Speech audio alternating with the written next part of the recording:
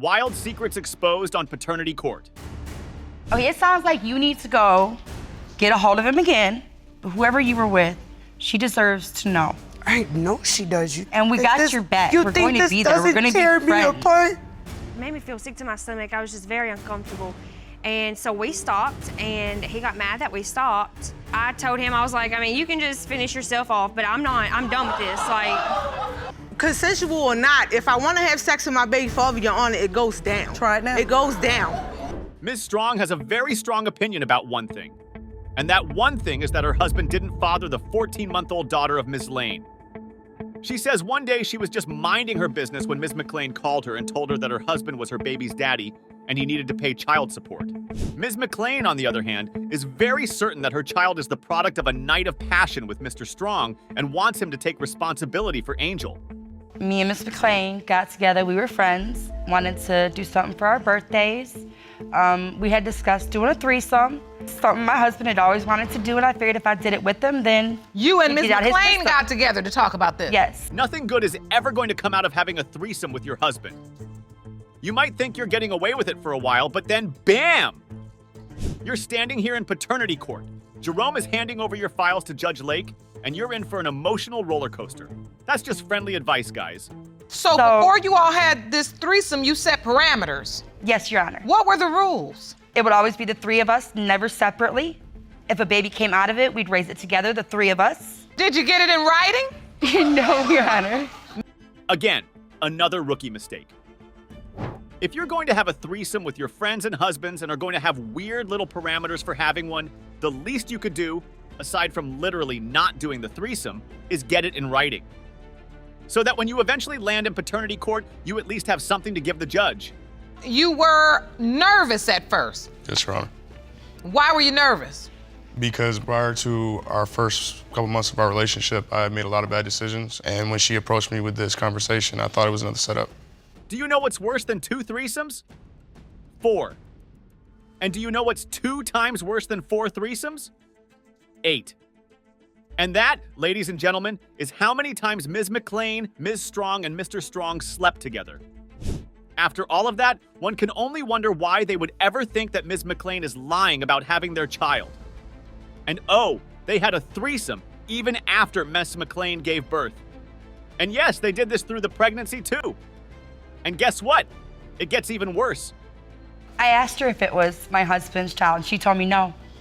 I was in a relationship at that point in time. Oh, while you were having the threesomes with them, you were in a relationship Yep. with somebody else. Yes.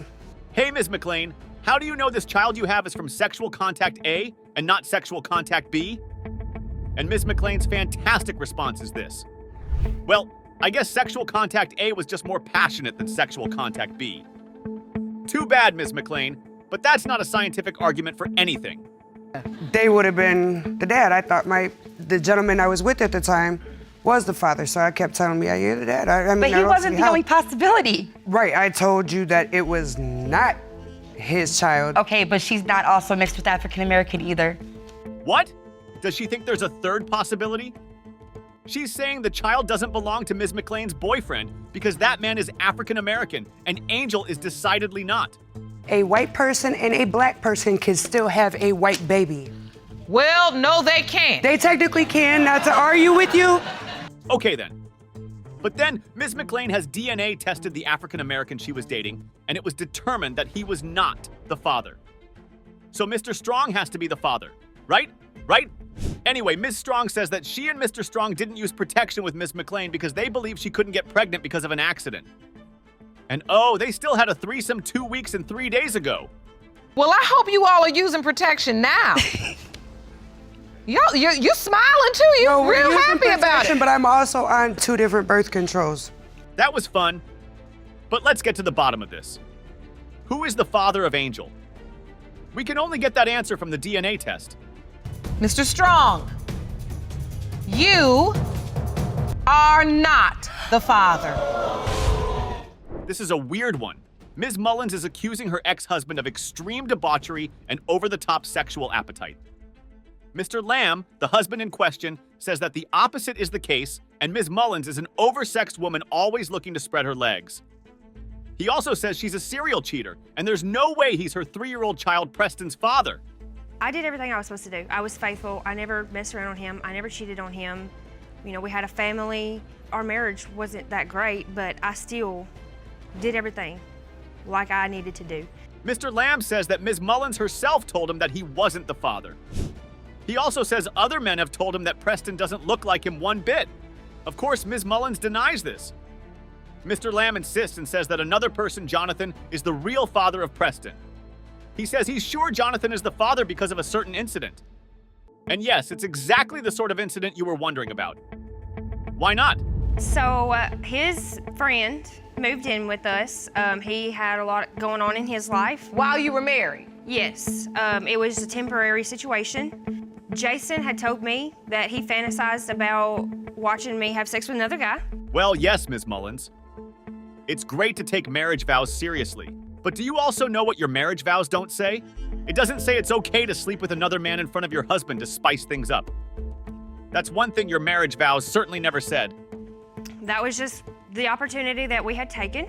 We went in the bedroom and it all started from there. And then about 15, 20 minutes later, and so we stopped and he got mad that we stopped.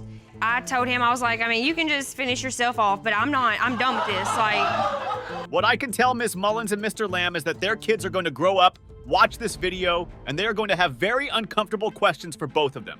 That's one thing that's going to happen, no matter who the father here is. Anyway, Ms. Mullins is certain Mr. Lamb is the child because Mr. Jonathan never finished. So there we have it. Easy peasy lemon squeezy. Mr. Lamb, I gotta ask you, and you gotta be honest. Was it your fantasy to see your wife have sex with another man? No, Your Honor. Well, which is it? Who's telling the truth here? Regardless of who's telling the truth, we now know that a threesome happened, and this is the reason Preston's paternity is being doubted. But Mr. Lamb here is pretty certain that Ms. Mullins had a relationship with Jonathan outside of his prompting. The night I came home, they were sitting on my bed. They was like, she was leaned up on him. They was real close and started figuring stuff out. And that wasn't the first time. Did you say something? I did. I asked her what was going on. She said they was just friends. The disagreement here seems to be that Mr. Lamb thinks this threesome happened more than once, while Ms. Mullins thinks it only happened once. Generally speaking, once you start arguing over how many times you had a threesome with your partner, just know the relationship is over. How close was the threesome to the window of conception? within a week or two. Okay. That's close. Yeah. However, Mr. Lamb insists that Ms. Mullins has always told him and insisted that he isn't the father. Ms. Mullins says she might have said it once or twice, but it was mainly out of spite since Jonathan could not be the father. Well, let's check and see what the DNA test has to say about that. Mr. Lamb, Sure. you are the father. Mr. Morris here says he cannot be Ms. Brianne's biological father because he knows her real father. Her mother, Ms. Edwards, is convinced that that's a lie and that Mr. Morris is Brianne's father. She's here to testify, supported by her eldest daughter, Caitlin. Brianne isn't in court today, but she'll be joining from her hometown. Years ago, I run a little garage in a small town, and her husband, I got to know him. We wound up getting threesome in my backyard. And A threesome in the backyard? Everything about this just sounds bonkers. A threesome? In the backyard? With your friend's wife? Well, it's little wonder Mr. Morris is in paternity court 20 years later.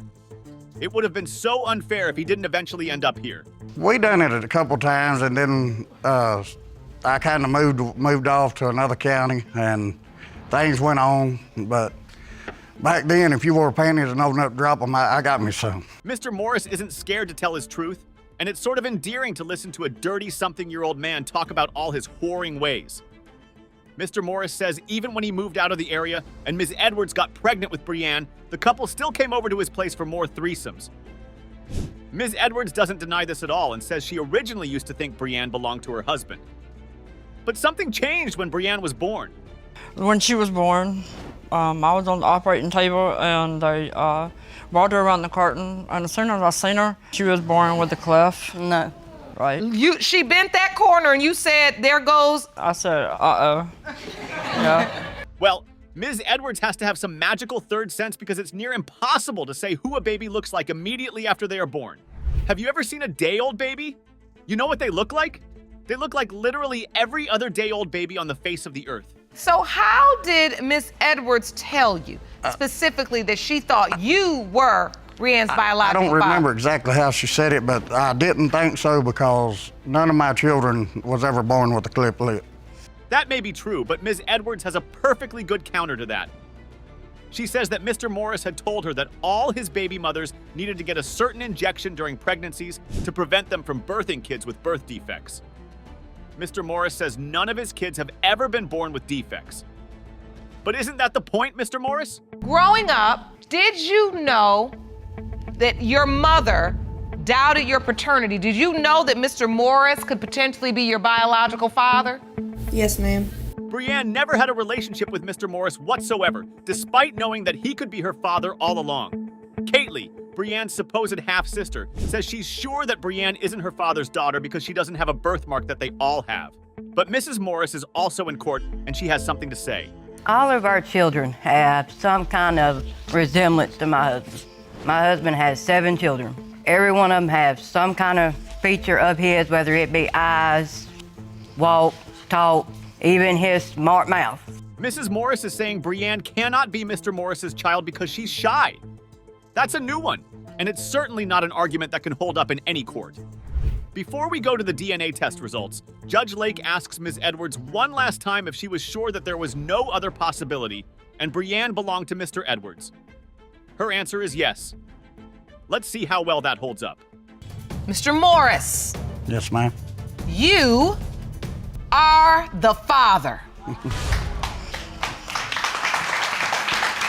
Ms. Parker here says that Mr. Morton is the father of her 7-month-old child, Aaron. However, she argues that Mr. Morton has been prevented from taking responsibility for the child by his girlfriend.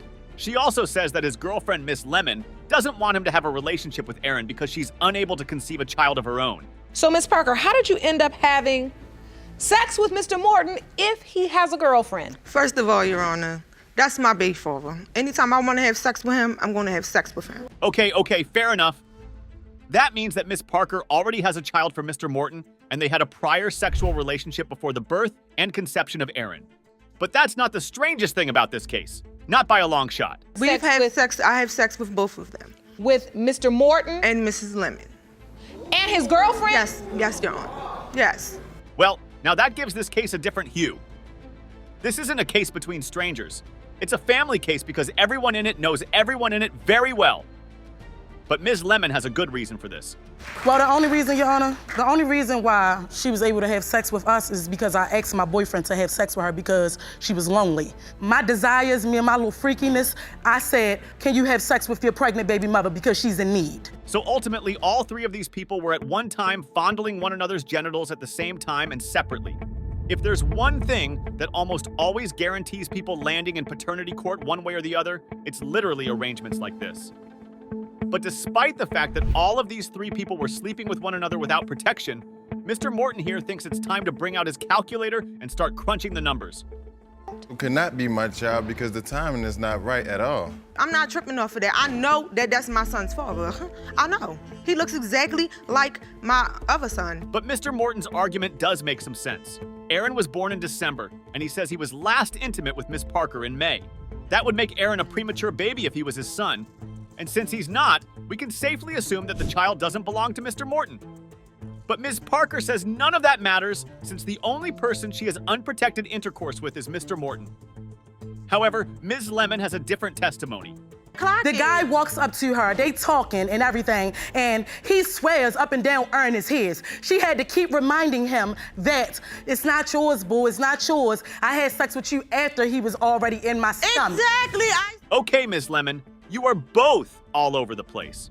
Ms. Parker clarified that she might have slept with other people during that window, but it was always protected. And she never had intercourse with anyone who wasn't her Mr. Morton without some protection. Well, anyone who wasn't Mr. Morton and Miss Lemon, because she slept with her without protection too. She then says that she was pregnant by her boyfriend before he went to jail, but had a miscarriage. So you went to the hospital when he was first born Yes, I was there. to see him. Did you sign the birth certificate? No, ma'am, I didn't sign a birth certificate because of my doubts. What is that evidence you're holding for me? The birth certificate I didn't sign. I'd like to see that. Yeah, Mr. Morton may have doubts. But his doubts don't really stop him from posting baby Aaron on Facebook and calling him his son. Somehow, his doubts don't go that far. Anyway, let's see if Mr. Morton is correct to have his doubts or not. Let's find out who's the father of baby Aaron.